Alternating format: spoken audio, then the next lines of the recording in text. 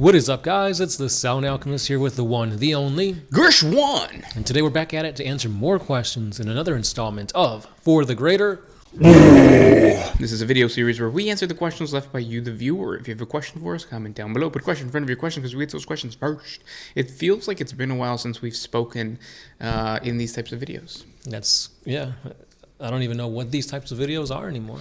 They are videos where if you have a question for us and you want a guaranteed answer, you can hit us up with the, what is it called? Super thanks? Mm-hmm. If you do, we will answer that question for you next week. And that is what? Erock9 has done. His super thanks question is, who will be Vashtor's champion? Will it be a Primarch? Perhaps the Lord of Iron will find a more suitable master. That's a good question. Let's first outline what Vashtor represents. Yes, so Vashtor is the newest character in the Warhammer 40K lineup, and he's a pretty interesting one at that, because he is a demon, but he's also a demigod. Mm-hmm. That's huge, because we've never seen a demigod in all of 40K. Closest thing we've gotten to that, besides like the Chaos Gods, was Be'lakor. Right. Yeah, so Vashtor is the demigod of innovation, machination, and technology. So anything that has to do with progressing ones via technology, he's got his hand in it. Yeah.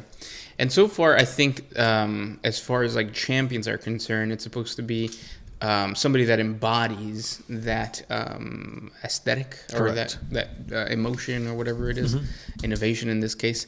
And I don't think that they're going to name a champion right off the bat. Right. I feel like this is something that's going to take a few years, because at first you have to establish the character and maybe create an army for it, and then you could put in like a champion or something like that. Yeah, and when we think of some type of well, it's going to be a Primarch, obviously, right? Because the Primarchs for Khorne, Tzeentch... Yeah, Slaanesh, Nurgle. Yeah, you got Mortarians, Fulgrim, Angron. Magnus, yeah. And I think the easiest person to choose is the Iron Lord. Yeah, Perturabo. Mm-hmm. Perturabo was already like a tinker. That was his kind of role. He was supposed to be the representation, or like the, what would you call it? Like a connection to Hephaestus from the Greek pantheon. Yeah, or the Roman mythology. Pantheon. Yeah. And he creates things. So it just makes sense that that's what he would be. Right. You would think so. However, just because he's a demigod, maybe that doesn't mean it's going to be a Primarch. True. Because if we're following the storyline of the Arcs of Omen, which is where he was introduced and where you could see him do more things, we do see that there's going to be something having to do with Commander Farsight. And Farsight is part of the Tau Empire. And knowing the Tau, they've been all about technology and innovation since they've progressed so quick in such a short amount of time. Maybe Vashtor has something going on with the Tau, and he's going to have Farsight become his champion. Now, I'm going to throw out my theory that would be absolutely amazing in my opinion, but it's probably not going to happen. Farsight becomes a champion of Vashtor, and we finally get Chaos Tau. And why that's a big deal is because Chaos normally don't have any models for Chaos Corrupted Tau. Right. Do they exist? Kind of on the fringes of the 40K theory lore, maybe not in the codex and stuff, but it's possible. They could be mutated in a certain type of way. Right. It happened when they did the little dip into the warp, no? Yeah, the Star Tide Nexus storyline. Yeah. But it was rumored that perhaps this was Tzeentch, because they saw these psychedelic colors before it happened. But yeah, I could definitely see that happening, and Chaos Tau would be pretty cool. Yeah. Will that happen? Probably not, just because of what is being published. But. Yeah, yeah, probably not. But it does open the doors to a Dark Mechanicus army being introduced. Yeah. And then at the end of the day, too, they could just choose a simple Space Marine to become a champion of Vashtor.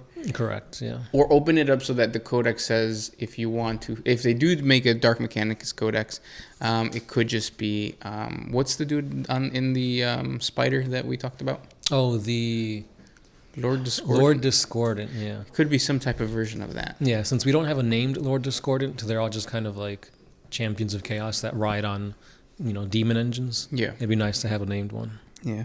Good question, though. If you guys want your question answered, guaranteed, super thanks is the way to go. Thank you so much for that, super thanks. Yes.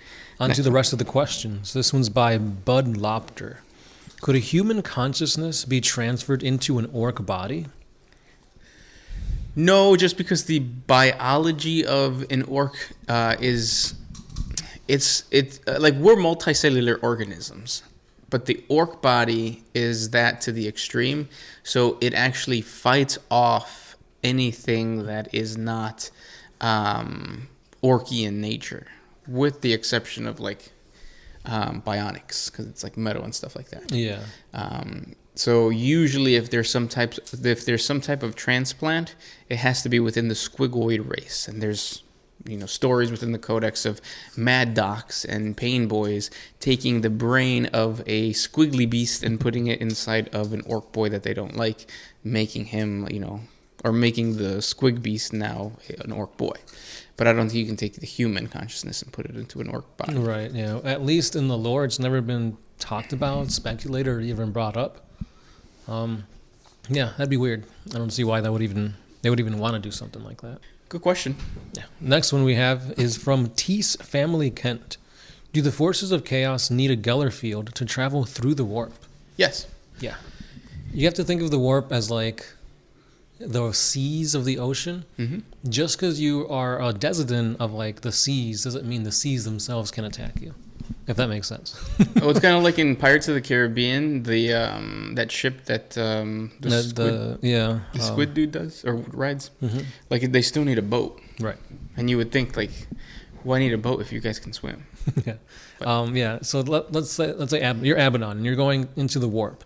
You could still get attacked by demons, and you could still get attacked by other Chaos Space Marines and whatever else is out there in the warp. So just because you're a Chaos devotee doesn't mean you're safe from chaos itself. Right. And I think we talked about this in my previous Greater WAAAGH, but I'm going to say it again. So Say it.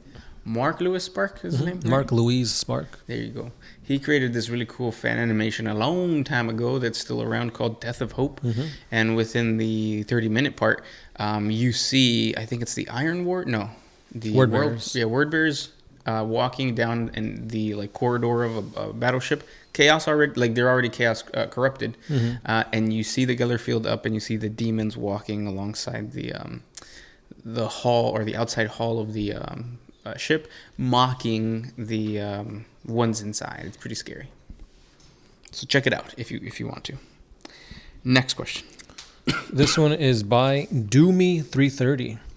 Lore-wise, when it comes to fighting chaos, wouldn't regular guardsmen just be useless?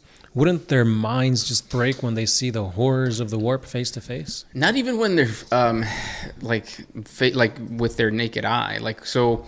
In the book Eisenhorn Xenos, there is an Emperor's Children Chaos Space Marine. One.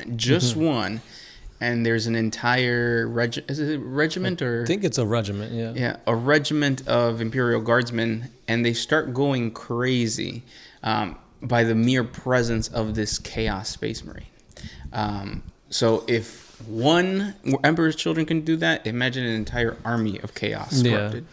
Not just that, but when you think about like the guard, they have so many bodies to just throw at them. If they lose a whole platoon, that's almost like, yeah, whatever, we could take these losses, just send in the next ranks.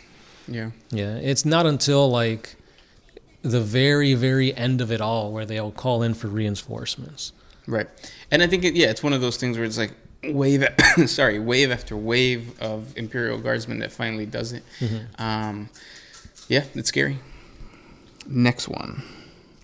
This one comes from the big one. Does the Lion L. Johnson have a beautiful singing voice like Lionel Richie? I've never made that connection. Yeah, I've always thought Lionel Johnson was just like a weird name, Mm-hmm. but there's an actual celebrity, Lionel Richie. Lionel Richie. My God.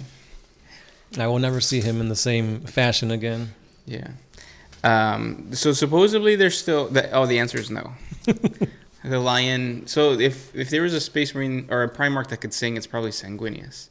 He's angelic. Yes. But I was going to say, there still is some hope that the lion might be teased at the end of the Arcs of Omen, right? Mm-hmm. Yeah, currently we have Vashtor attacking the rock, and that's where the lion is sleeping. So we might see some Vashtor Lionel Johnson action sooner than later. Yeah. Next question. Estachonin 666. With the rumor of a new Xenos army coming in 10th edition, how would you feel if it were a Tau auxiliary army that takes the Kroot and the Vespids away while also being battle brothers with them? So you could still field Kroot and Vespid with a more auxiliary type feel to the army. I would be like super ecstatic for that. So back in, I want to say 5th edition, the Kroot had their own codex, and you can play them as a mercenary army. I want that again, but with all auxiliaries, like whether they're auxiliaries of the Tau Empire or just auxiliaries of like random mismatched creatures or races of the 40K universe that aren't big enough to be their own thing. Exactly, and we're starting to see this with the Imperium side. We've got was a kill team or like a border patrol of the Adeptus Arbitus. Mm-hmm. So the actual police force of the Warhammer 40K universe making models, making rules for that type of game. Yeah. So if they could do that there, then why not give us an auxiliary force for the Tau? Do it, GW. Will you actually do it? Probably not. Yeah. Chances are no. Yeah. But those are the questions for today. If you guys have more questions for us, please comment down below. Thank you guys so much for the super thanks, and thanks for hanging out, and we'll talk tomorrow. Yeah, as always, it's been the Sound Alchemist. Gershwan. And we are out. Always